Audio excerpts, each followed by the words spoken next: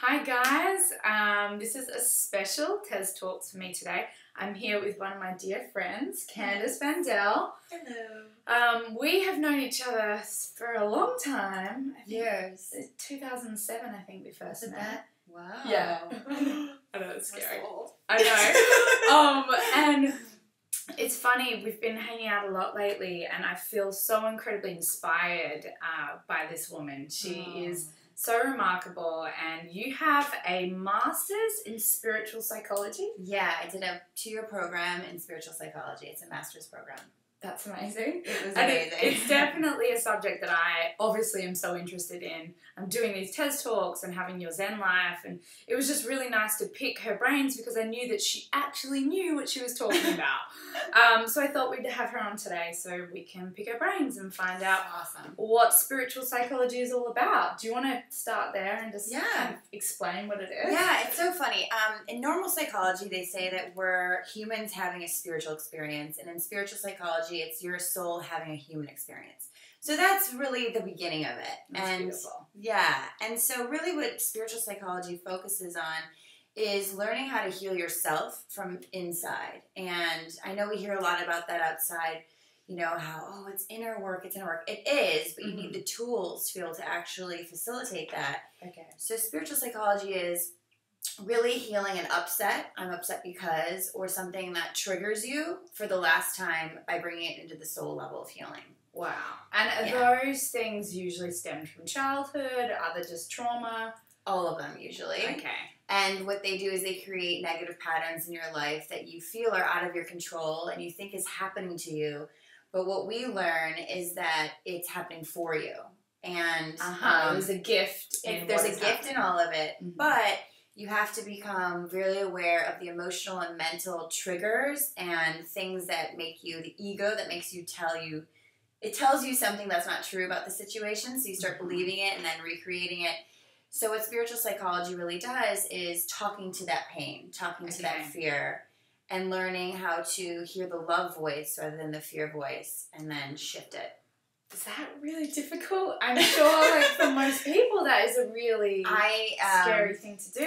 It can be really difficult if you don't have a coach or if you don't have steps or strategies to put names to things and really outline, what am I feeling? Why am I feeling it? Is that a thought or is that the truth?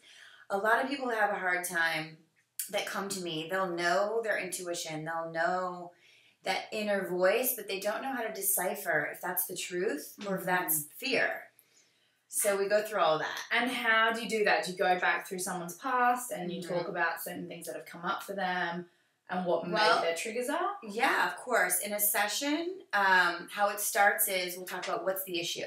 Okay. What is the issue that's happening? Many times it's an issue that's happened a lot. And I look at my own life and I can see how that was such a theme. Okay, yeah. So me too. Right? I feel like we all have so many patterns like that. We do. And I guess it's about returning back to that place of the non-pattern, which is difficult because... The truth. Yeah, I guess that's what the truth self is. True self. Yeah. Okay. So does that take a long time? Is that a very long, tedious process? Here's the funny thing about my job now. When I have clients, I mean, it's great, but it's like you have to realize that you're going to have a client, they're going to come 1 to 3 times and life changes occur. Because what happens is we sit in that issue and we center ourselves in our loving, our authentic self. And there's breathing exercises, but it's also more about learning to understand the inner counselor. So instead of other people's opinions and things happening outside, you learn to tune in. Oh, that's so good. And that's actually a quick process. And then after a couple, there's people that come to me 3 times and they're like, oh my God, my job changed. What starts happening is things shift fast, but then there's this point where you almost need that support. Like a couple girls that I coach now, they come back just for support to know that they're on the right track. It's a tune-up. Yeah. It's more like, oh, those scary things are happening, but they're not scary, and here's why. Okay. And then it's almost like a confirmation of what they already know, so it strengthens the inner knower. It strengthens the guidance. And so it's living authentically rather than from a societal view of things. Okay. I think that's so important right now. It is. And also what I really love about that is we always talk about, when you give a man a fish, he eats for a day. And when you teach a man to fish, he eats her That's entire exactly what it lifetime. is. And I love the notion of you teaching them to help themselves, because I think whenever you source, you know, happiness or source healing from an external place, you're never actually going to have longevity in that healing or in that happiness. Well, I can tell you, you're absolutely right. It's about wholeness. I like to call myself a wholeness counselor, but people are like, what is that? So I don't go there, but I can tell you about a time, this is how it all changed for me, when I had a major heartbreak. Okay, yeah. And what I tell my clients, because so many people go through that, I'm sure, is it's the time when you break open. Your heart opens the most. Oh, wow. And we don't know how to deal with that, so what we do is we try to fill it with a new love.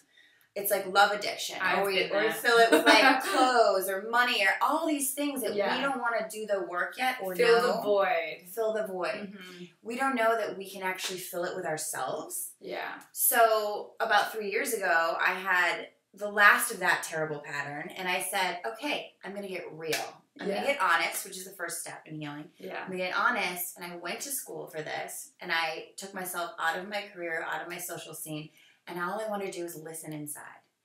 And when I got to that place of developing that voice, which is what I do with my clients, it was like everything outside was synchronistic and aligned with my truth, rather than trying to fill it so I could never get to that truth.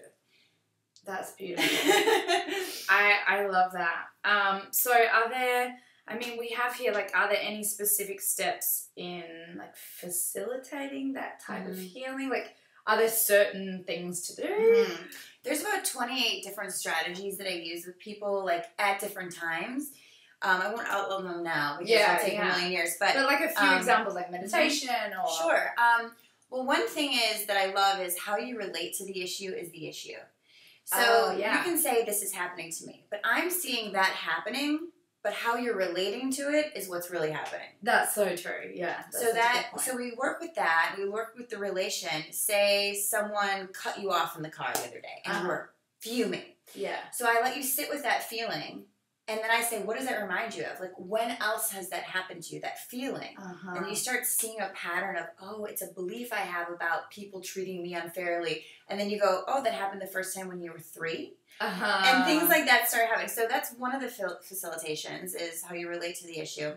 Another one of my favorite ones is, oh my gosh, there's so many. But going inside, and when you're meditating and you say, oh my gosh, I can't stop thinking, I can't stop thinking.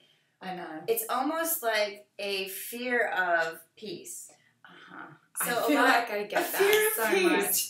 So that facilitation is, what is so scary to you about success? Because all success comes from peace. All happiness comes from peace.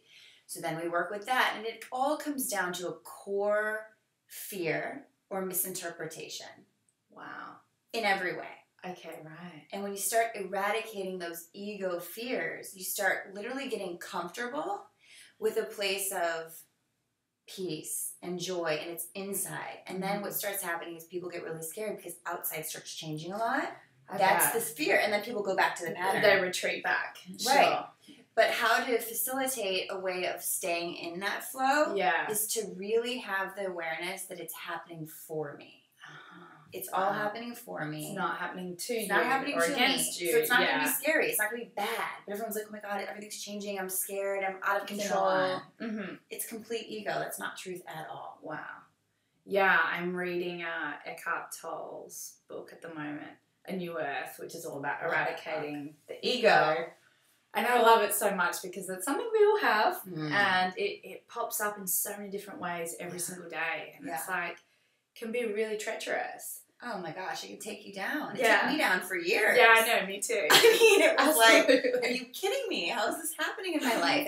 And what you really start to understand is I'm creating all of it. All of it. It's all self-inflicted. All of it. I always talk about the little mind movies that we create. And tell ourselves, these are the truths. Yeah. This is what is happening to me. But I love that practice. Like, even just sitting and really listening to the feeling and sitting in it, as scary as and as vulnerable as I'm sure that feels, it's really healing. Well, the truth is, the only way to eradicate fear or the ego is to face it. And to lean into it. Talk to it. Don't give it power over you. Take the power back. And one of the ways I do this with people is loving it. Loving Forgiving yourself for having that feeling. Most people are like, I don't feel like that. That's not true. Judge that didn't happen. Yeah. Actually, that is real. And you are feeling that. And you have to forgive yourself for judging yourself for feeling that. And send it love. And then how can you be sure that what's truth and what's the pattern? Well, anything negative or scary is ego. Okay. And the only truth is love. And we hear that a lot when people are like, what does that mean? I'm in love with that person. No. It feels general sometimes. It's very general. Just go to the love. It's like, how do people do that? Well, yeah. At the beginning of every single session I have with people, we sit for 3 minutes. I set the alarm because people are like, oh my God, I can't meditate. It takes forever. 3 minutes. And you feel that peace. That's your truth. That's love. That is any reaction that comes to you, if it's not met with that, you can guarantee it's probably not from wholeness. You can guarantee it's probably a fear or a pattern. And so what is the difference? If you're feeling stressed, or like yesterday, I had this photo shoot and it happens to me all the time. Yeah. And I started feeling this perfectionism pattern come back up. And I was like, oh, that's really funny, actually. I'm like, what is it I'm fearing? And then I talked myself into it. I was like, nothing, actually. Nothing. What I'm fearing is this old stuff that's not true. Yeah. And so I got to get rid of it, and I sat with it, and I just saw it, and I said, I see you. I know what you're trying to do, and I actually know better now. And literally, it was gone. Oh, that's amazing. Yeah. And I walked in, and it was like happiness. And my makeup artist said to me, last night we were walking to the car. I love you, Stephanie.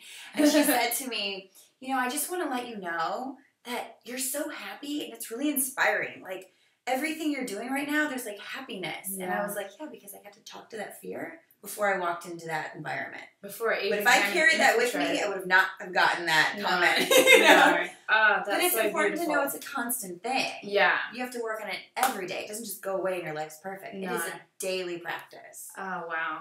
That's so cool. And then I hear a lot about universal truths, universal laws.